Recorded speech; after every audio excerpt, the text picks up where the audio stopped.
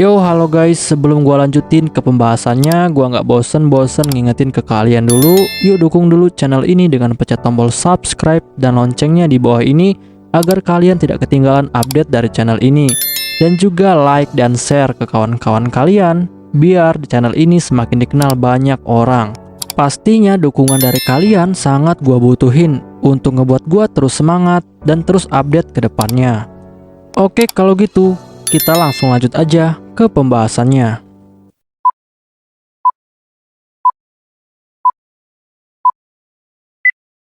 Yo, halo guys, kali ini gue bakal ngebahas light novel Isekai wa Smartphone Totomoni volume kelima chapter ke-12. Di chapter ini bakal dibahas tentang cerita sampingan yang akan menceritakan tentang pernikahan Leon dan juga Olga. Untuk kalian yang belum nonton chapter sebelumnya, silakan ditonton terlebih dahulu. Hari ini adalah hari yang spesial, karena hari ini adalah hari pernikahan dari Leon dan juga Olga.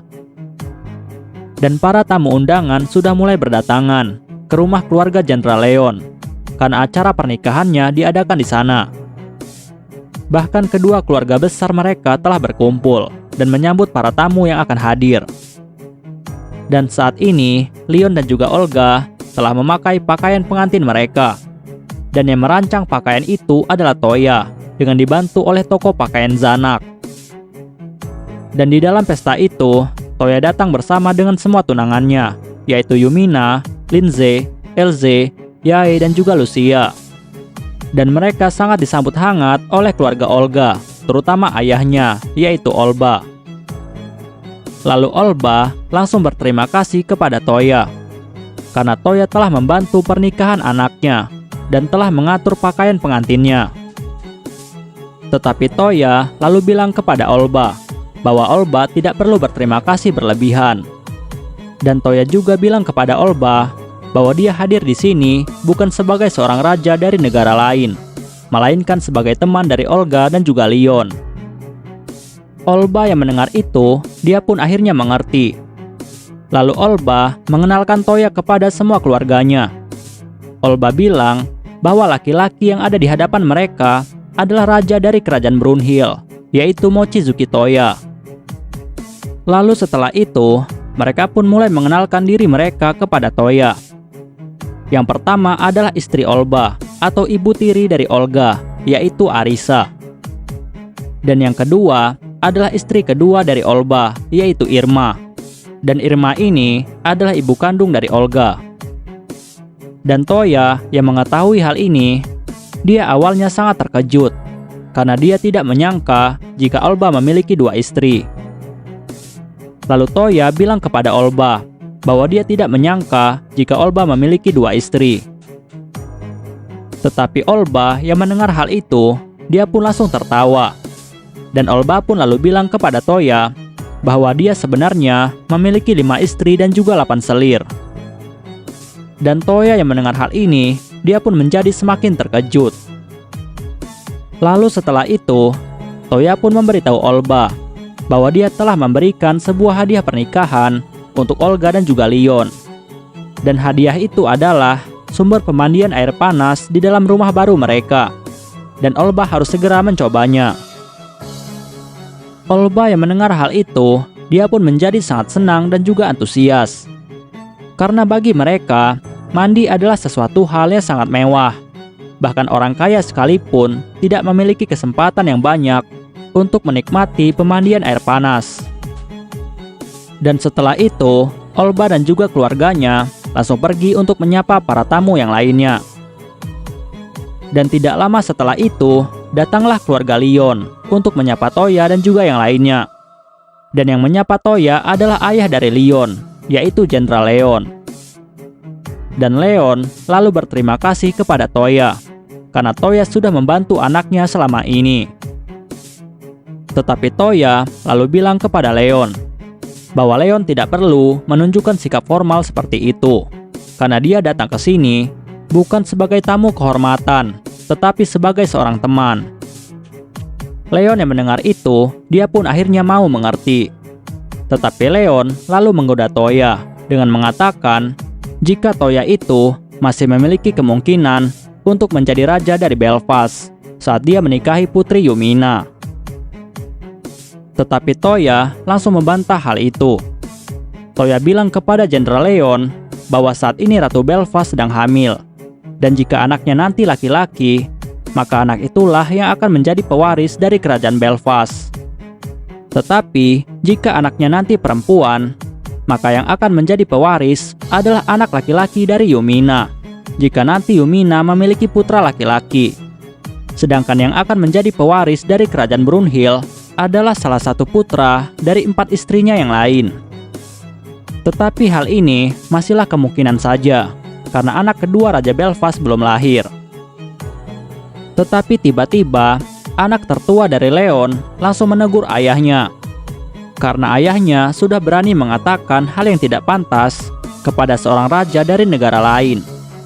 Dan dia ini adalah kakak laki-laki dari Leon. Lalu setelah itu, dia pun mulai mengenalkan dirinya kepada Toya. Dia bilang kepada Toya bahwa namanya adalah Sion, dan dia adalah seorang prajurit dari divisi pertama. Dan Sion juga berterima kasih kepada Toya, karena Toya sudah membantu adiknya selama ini. Lalu setelah itu, Leon pun bilang kepada Toya bahwa dia sebenarnya sudah tahu jika kerajaan Brunhild telah membentuk pasukan ksatria, dan mereka harus segera melakukan latihan bersama untuk meningkatkan hubungan militer antara kedua negara. Dan Toya yang mendengar hal itu, dia pun akhirnya setuju, karena menurutnya hal ini adalah hal yang sangat bagus, dan hal ini bisa memberikan pengalaman yang bagus untuk pasukan Brunhild.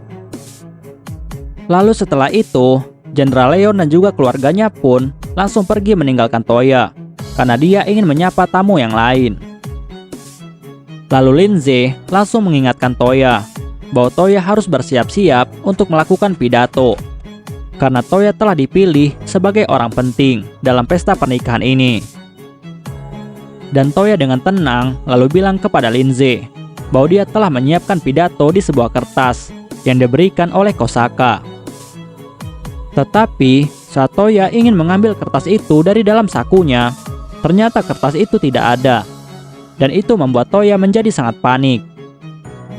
Bahkan tidak lama, Arma pun lalu datang menemui Toya. Dan Arma bilang kepada Toya bahwa Toya telah ditunggu semua orang untuk memulai pidato.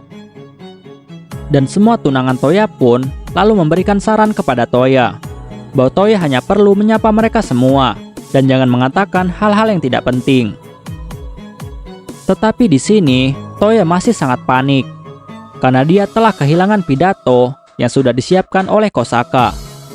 Dan akhirnya Toya pun menjadi sangat gugup, karena dia khawatir bahwa dia akan mengatakan hal yang tidak pantas kepada semua orang. Lalu Toya bilang kepada Arma bahwa dia meminta waktu 10 menit lagi untuk memulai pidatonya. Dan untungnya Arma pun mengerti dengan hal ini. Dan tujuan Toya meminta waktu 10 menit adalah karena dia ingin menyiapkan pidato yang sering dia dengar di pesta pernikahan di negara Jepang. Dan tidak lama, Toya pun akhirnya siap dan langsung naik ke atas panggung. Dan setelah itu, Toya pun langsung mengenalkan dirinya kepada semua orang. Toya bilang bahwa namanya adalah Mochizuki Toya, dan dia adalah raja dari kerajaan Brunhild.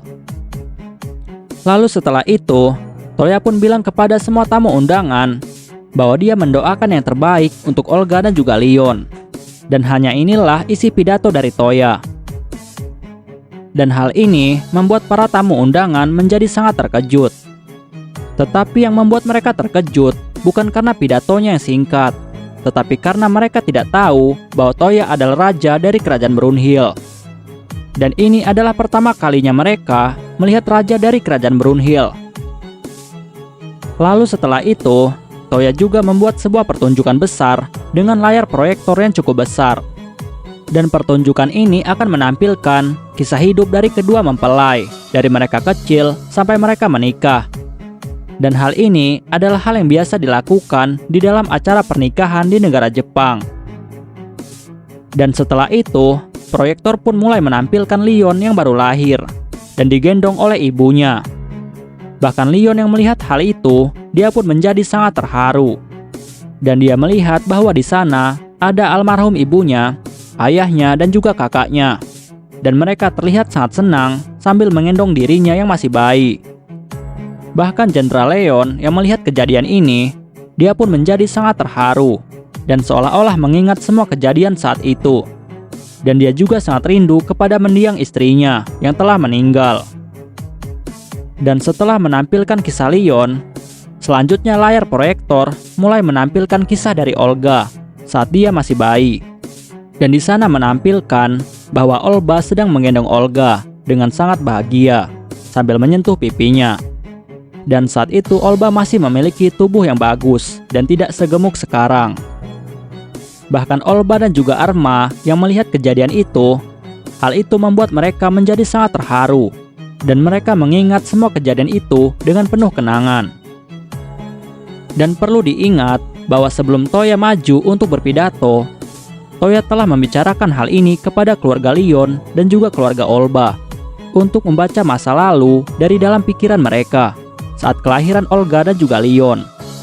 Dan setelah itu, Toya pun menampilkannya dengan sihir Mirage miliknya dan menjadi sebuah film. Dan pertunjukan ini pun akhirnya membuat semua orang yang ada di sana menjadi sangat terharu dan juga menjadi sangat kagum dengan pertunjukan yang dibuat oleh Toya. Dan tidak lama pertunjukan pun akhirnya selesai. Bahkan Toya melihat ke arah kedua mempelai dan mereka berdua terlihat sangat terharu dan mulai menangis karena mengingat semua kenangan yang mereka miliki sejak mereka masih kecil.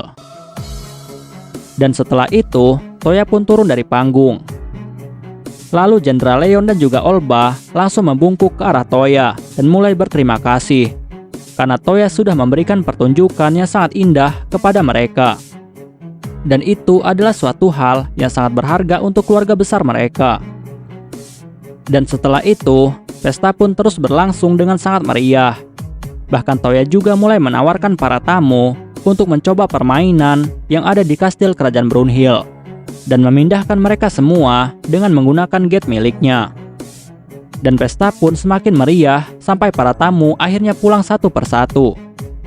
Dan dengan ini, pernikahan pun akhirnya selesai dengan sangat sukses dan juga meriah. Oke guys, pembahasan kita di chapter kali ini selesai sampai di sini dulu. Dan kita bakal lanjut lagi di chapter selanjutnya. Gua nggak bosan-bosan ingetin ke kalian untuk dukung channel ini dengan pencet tombol subscribe, like, share ke kawan-kawan kalian biar channel ini semakin dikenal banyak orang. Dan untuk kalian yang ingin mendukung channel ini dengan berdonasi, silahkan cek link donasinya yang ada di deskripsi. Oke guys, see you next time. Bye bye.